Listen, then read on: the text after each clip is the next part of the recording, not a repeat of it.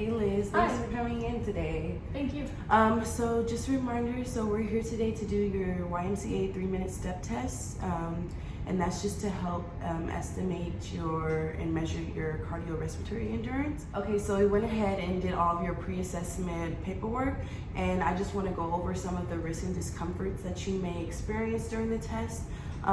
For instance, such as an increase in heart rate or any abnormal blood pressure. There's also risk of any musculoskeletal injuries. Some kind of discomforts, maybe a little bit fatigue, a little shortness of breath, but that's all to be expected. Some extremes in some cases might be heart attack, stroke, or even in the most extreme death, but we're going to do all the things to make sure that those are limited. And if at any time you feel any type of discomfort and want to stop the test, just please let us know and we'll go ahead and do that. Do you have any questions for us? Yeah, I know that that's like an extreme measure, but just in case, is there personnel that's CPR certified? Are you? Yes, so I'm CPR, AED, and first aid certified. So I'll be here, and then we do have other staff surrounded. So if ever needing assistance, we'll be able to. Okay, just to go over the test a little bit more in depth. So what we're gonna do is we're gonna start by taking your resting heart rate, and then once we're ready, we're gonna go ahead and start the metronome. And whenever you're ready to start, I want you to start with whatever foot you're comfortable with, right or left. But start with if you're gonna start with your right, go right, left, and then I want you to step back down with the foot that you started with, which would be like your right foot or your left foot, whichever one. And then after, if at any point you're kind of not staying on beat with the metronome in the same cadence, we're gonna have to stop the test. Or if you ever want to stop the test on your own and you feel a little bit too uncomfortable, we can go ahead and do that as well. But pending the end of the test, we get 2 to 3 minutes, I'm gonna take your heart rate again, and then we'll use that information to find your norms. So the box that you'll be stepping on is 12 inches.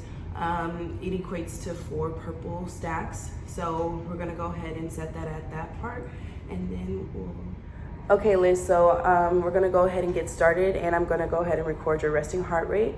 I'm gonna do it for 60 seconds, and then we'll go from there, okay?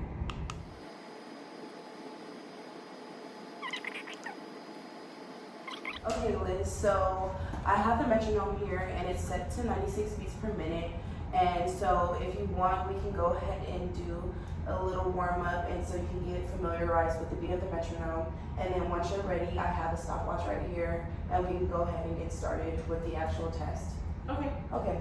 All right. So when you're ready, I'm just gonna play it, and then make sure you step with your whatever starting foot you want, and then make sure whatever foot you started with, you land back with it. Okay. And then. But this is just, I can just practice for a little bit, right? Yes. Okay. Yes. Okay, make sure you try to stay with the cadence of your metronome.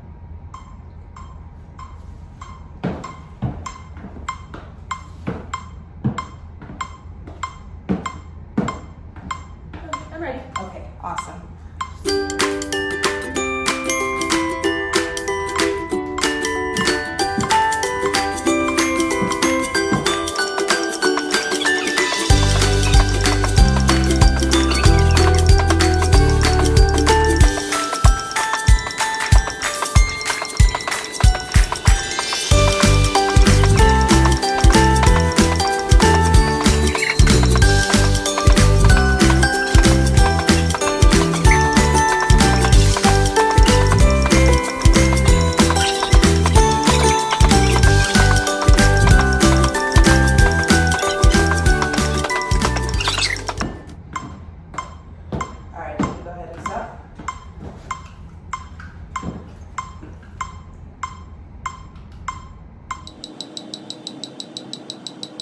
Successfully completed the YMCA 3-minute step test. So thank you and congratulations for that. So just to kind of go over some of your results. So we took your heart rate at the beginning, and it was at 60 beats per minute. And then once you completed it, we took your heart rate again, and you were at 104. Now, based off the data from NASM, we have some norms here, and because of your age, you're categorized in the 18 to 25 range, and with your heart rate being 104, you scored in the average category. Now this is pretty good. So if you ever want to increase or be in the excellent norms, you can always go ahead and do 30 minutes 3 times a week type of cardio, whether you want to be on the treadmill, the bike. Yeah, you can go ahead and choose whichever type of cardio you like to do. Just to kind of reiterate the purpose of the test, it was to measure your cardiorespiratory endurance. So by increasing the amount of days and times that you would work out based off of your test right now, that will help reduce and decrease your post-exercise heart rate, kind of help you adapt to the different type of intensities of any cardio related exercises.